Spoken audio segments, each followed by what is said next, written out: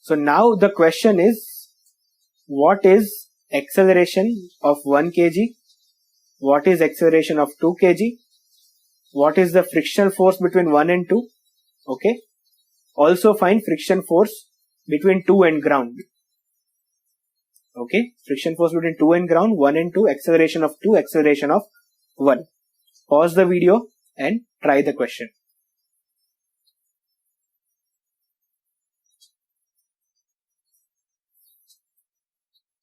Okay.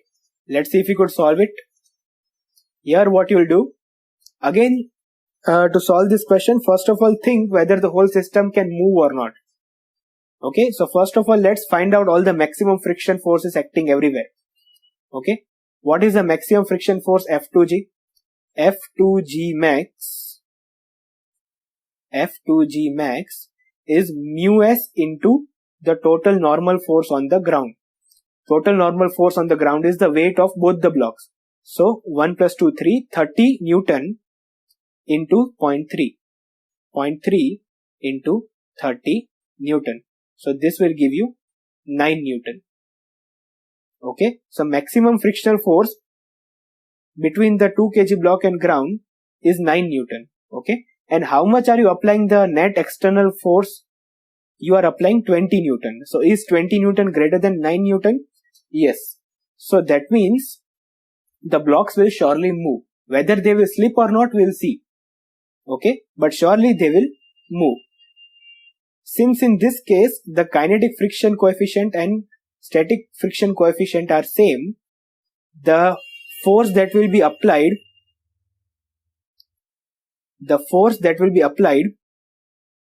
will be only 9 Newton. Okay, it won't change. Now, further, whether the blocks will slip or not, to do that, what we need to do is find out the maximum friction on 1 kg. Okay, the maximum friction on 1 kg will be 0.5 into 10. Okay, normal force on the surface, that is 10. So maximum friction force F12 max is 0.5 into 10, that is 5 Newton. Okay, so 1 kg block will try to move forward as discussed earlier because of this friction F12. Okay, and the friction force exactly equally will also act on 2 kg backwards, F12. Alright. Now again think, what will be the maximum acceleration possible for 1 kg? Maximum acceleration possible for 1 kg. What is the maximum acceleration possible for 1 kg? That is nothing but equal to the force acting on 1 kg divided by the mass of the 1 kg block.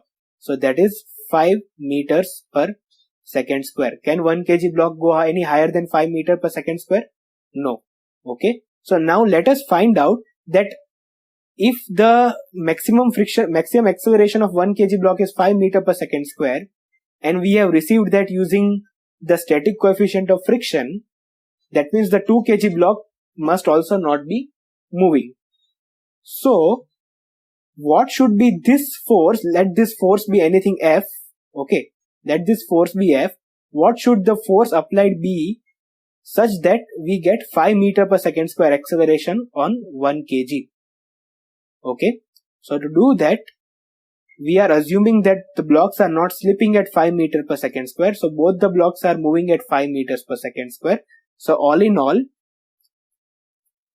there is a 3 kg block moving with the force F, moving at 5 meters per second square and experiencing a frictional force by the ground as 9 Newton. Right? So what should be this force F? We can write F minus 9 is equal to mass into acceleration, that is 3 into 5. So we'll get F is equal to 24 Newtons. Okay. Now understand this very well. We are getting F is equal to 24 Newton. That means to make the blocks move at their maximum acceleration together 5 meter per second square, you need to apply 24 Newton force. So that means if you are applying less than 24 Newton force, both the blocks will not even slip because they have not even reached their maximum capacity of moving together.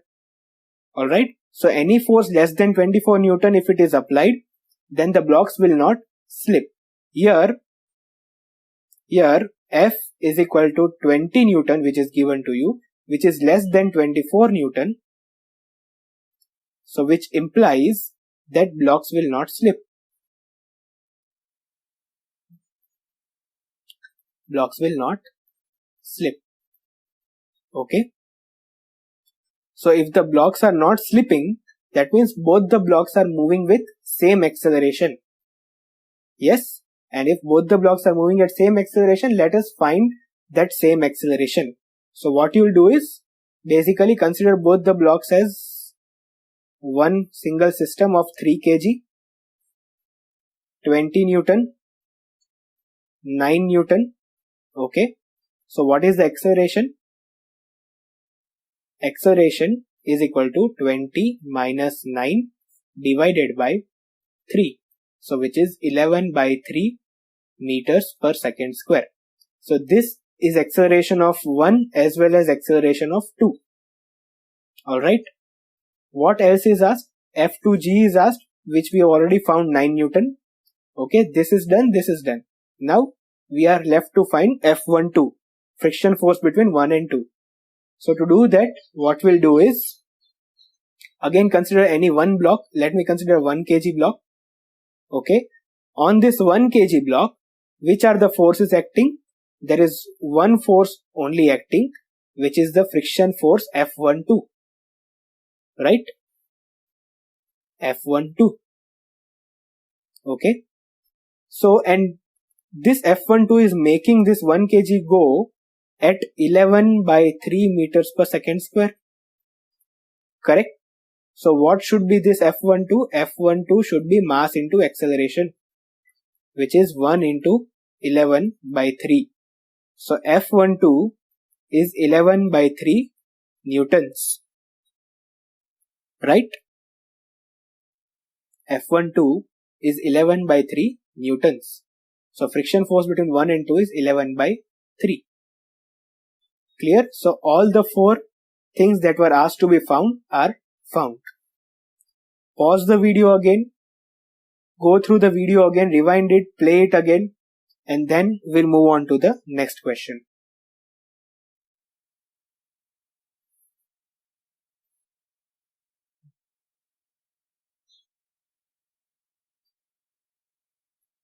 Okay. Let's move on to the next question. Alright. Now, in next question, what I'll do is, I'll again give you a similar system, block on a block. Okay. And let me just give the values of masses. Values of masses is 2 kg and 4 kg. And I'm applying a force, but this time the force is not constant. Okay. The force is given as T. Okay. What is T? T is time. T is time in seconds. Alright. Sir, how can force be equal to time?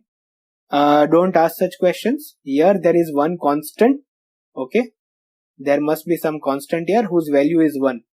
Okay. So it's actually F is equal to some constant into T where constant's value is 1. Okay. I'm not saying that force is equal to time. Okay. So let me give the values. The values are mu k and mu s for this surface are same 0.3, and mu k and mu s for this surface 0.6 and 0.5. Okay. So F is equal to T is the variable force that is being applied on 4 kg block. The coefficients of friction are given as stated. What you have to find is, you have to draw a graph of acceleration of 2 kg and acceleration of 4 kg versus time. Okay, you have to draw a graph of acceleration of 2 kg and 4 kg versus time. Basically, you have to draw acceleration of 2 and 4 on the same graph. Okay, this should be the time axis in seconds. Okay, and this should be the acceleration axis. Okay, you can draw both the graphs in the same graph, where you can draw both of them using different colored pens. This can be acceleration of any one of them, and the other one can be something like this, anything else. Okay, but basically draw it on the same graph. Alright, so pause the video and try the question.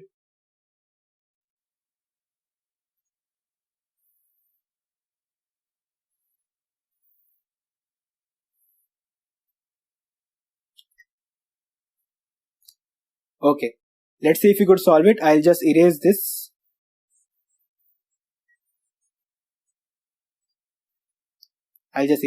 And let's see what we can do here.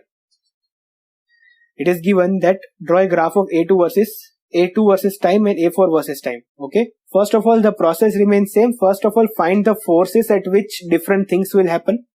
Okay, what do I mean by that is, see at which force the blocks will start even moving. Okay, because initially when force is 0 at time equals 0, the blocks will not move, and as and when time increases, force also increases gradually, right? And at a certain instant of force, the blocks will start moving together. Okay, and when the force becomes higher than a certain value, then the 4 kg block will slide under the 2 kg block.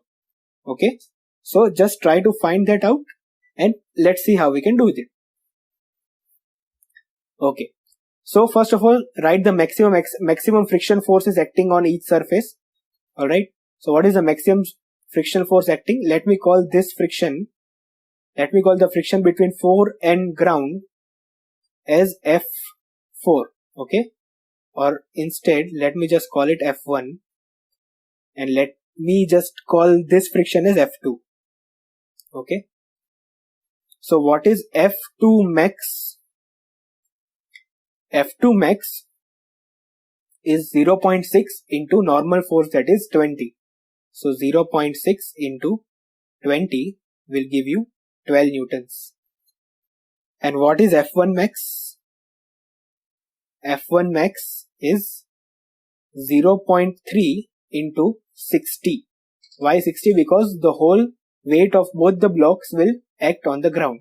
So normal force will be 60 Newton into 0.3. 0.3 into 60, which will give you 18 newtons. Okay. Further, you can say that till the force becomes 18 newtons, none of the blocks will move, right? Because on the whole system, if the net external force is less than 18 newton, that is maximum friction, the friction force will not even allow the blocks to move. Okay, so what I can say is, for F0 to 18, blocks will have 0 acceleration, right? So A2 is equal to A4 is equal to 0. Okay, but we want to relate this with time. So what can I say? When will the force be equal to 18 Newton? When the time is 18 seconds. Right? So I can say that for 0 less than t less than 18 seconds, A2 is equal to A4 is equal to 0. Alright, so our graph can start this way. Let me just keep drawing the graph in parallel. What I can do is, I'll draw the axis first. So this is the axis. I'll just make it lighter. Okay. Now I'll draw the acceleration of 2 kg block with orange pen. So how will that look? It will look something like this. From 0 to 18 seconds, say this is the time axis, this is the acceleration axis.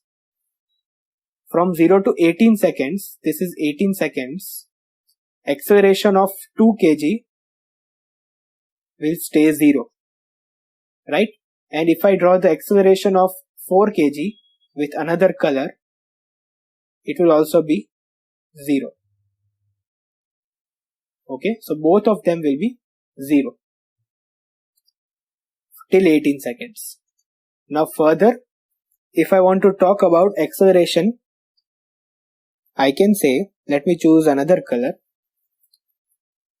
If the force becomes, that is, if force becomes greater than 18, that is, time is greater than 18 seconds, 18 seconds, then blocks will move. Blocks will move. Okay. Till what force value will both the 2 kg block and the 4 kg block will move at the same acceleration? To find that force, again we go through the whole thing. We try to find out what is the maximum acceleration on 2 kg, and that maximum acceleration of 2 kg basically is the maximum acceleration at which both 2 kg and 4 kg can move together. Okay. Beyond which the 4 kg will just start sliding and 2 kg will be left with whatever acceleration the kinetic friction can provide. Okay, so let us find the maximum frictional force on 2 kg. Maximum frictional force on 2 kg, that is maximum F2 force, is 12 Newton. So that means acceleration of 2 kg maximum can be 12 by 2, which is 6 meters per second square. Okay. If the blocks, both of them move with 6 meters per second square together, then I can just consider that a whole block of 4 plus 2, that is 6 kg, is moving together with same acceleration because of a force F. Both of them are experiencing a frictional force because of the ground, or this block is experiencing a frictional force because of the ground, which is the kinetic friction. Here kinetic friction is mu k 0.3 into 60, that is 18 newtons only. Okay, so this is 18 newtons. So what will be this force if both the blocks are moving at 6 meters per second square together? Okay. Don't forget that this 6 meters per second square is maximum acceleration together. Alright. So I can write F minus 18 is equal to mass into acceleration, that is 6 into 6. So F is equal to 54 Newton. So what I mean to say is that when the force increases from 18 Newton till 54 Newton, both the 2 kg and 4 kg blocks will keep moving together. Alright. And as soon as the force reaches 54 Newton and goes beyond it, when the force F goes beyond 54 Newton, then the 2 kg block will start sliding. Okay. Over the 4 kg block. Okay. So now how to draw this in a graph? To draw this on a graph, what you need to do is you need to take a random value. Okay. Random value of F, that is F as a function of time, or acceleration of 2 kg and 4 kg as a function of time. Alright. So just look at this figure again. What will be the acceleration? Okay. When the force is between 18 and 54 Newton, for 0 less than F less than, not 0. For 18 less than F less than 54 Newtons, both the blocks will have same acceleration. A2 will be equal to A4. Okay, and what is that acceleration? You can just find out using this. This is force F, this is the friction force 18, this is the 6 kg block together. Okay, so what will be the acceleration of that 6 kg block? It will be F minus 18 divided by 6. Okay, and what is this F? F we have to keep it as it is, okay, because we want acceleration versus time. So you can keep F as t, because F is equal to t, minus 18 by 6. Okay, so I am directly writing t by 6 minus 3. Okay, t by 6 minus 3. So this is the acceleration of 2 kg as well as 4 kg. Right? So coming back to the graph, how will this look on the graph? You can see that acceleration is linearly varied to time. So that means this graph will be linear, okay, with a slope of 1 by 6. So I can draw the graph like this. Alright, till where will this graph lie? Okay, let me not draw it with pink, because I vowed to take it as orange and blue. So let me go back to orange.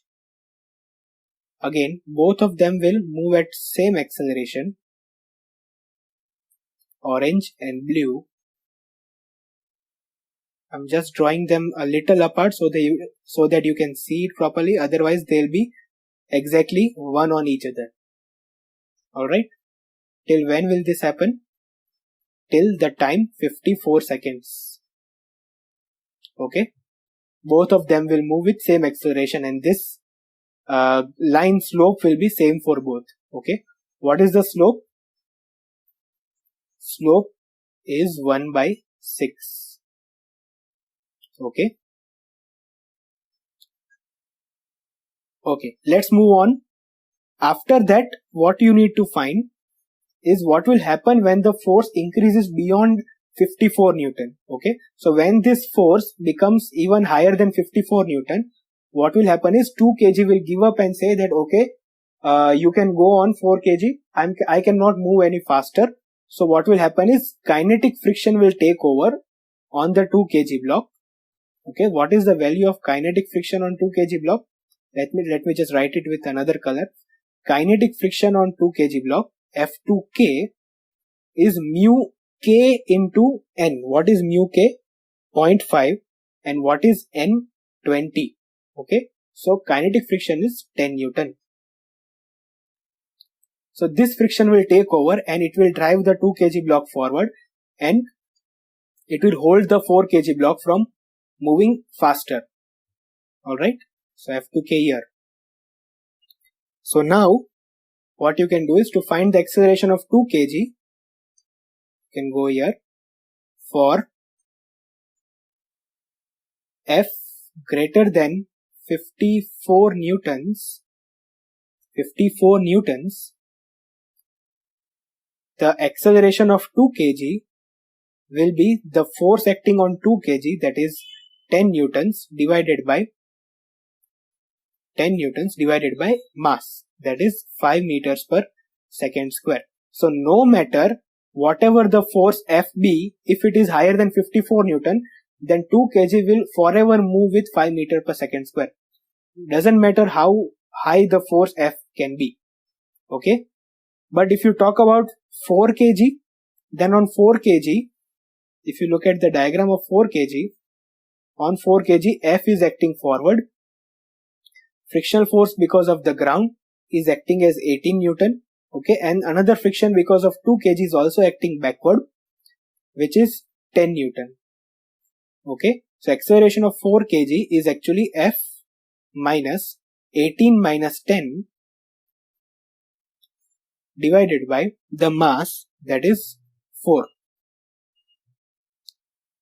So that is, let me put F is equal to T. So I get T minus 18 minus 10, which is 28 divided by 4. So what will I get? I'll get T by 4 minus 7. Okay.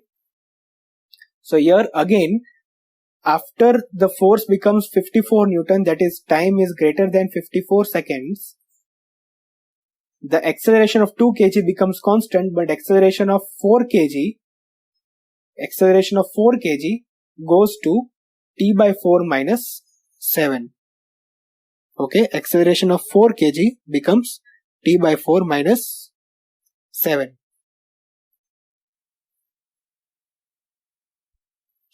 So if you try to draw the graph of this particular acceleration of 4 kg, okay, what you see is that, when you keep the value t is equal to 54 here, okay, at t is equal to 54 seconds, if you keep t equals 54, you'll get acceleration as 6.5 meters per second square. Okay, now you might see this confusing, because when the friction force was exactly 54 seconds, okay, let me write this equal to, acceleration of 4 was t by 6 minus 3, which was 6 meter per second square. But as soon as you go anything higher, you are getting this function of acceleration of 4. Okay, but if you put t is equal to 54 here, you are getting 6.5 meters per second square. So you need to understand this, that this is happening because the friction between 2 kg and 4 kg, friction force between 2 kg and 4 kg is shifting from static to kinetic as soon as you move beyond 54 Newton. Okay, so till exactly equal to 54 Newton, both the blocks will move at 6 meter per second square. Okay, and the friction will be static. But as soon as you go higher than 54, the kinetic friction takes over, and because of which on the 4 kg block, the backward force, this 10 Newton, starts acting. Instead, before, when static friction was acting, this was actually 12 Newton. But then it became 10 Newton. Okay, so because of which acceleration of 4 kg directly jumps. Alright. So how do you draw this in a graph? You draw it as an open function. You might have learned open function in mathematics. Okay, if I show you, first let me just be clear with the 2 kg block. For the 2 kg block, after 54 seconds, the acceleration suddenly drops from 6 meter per second square.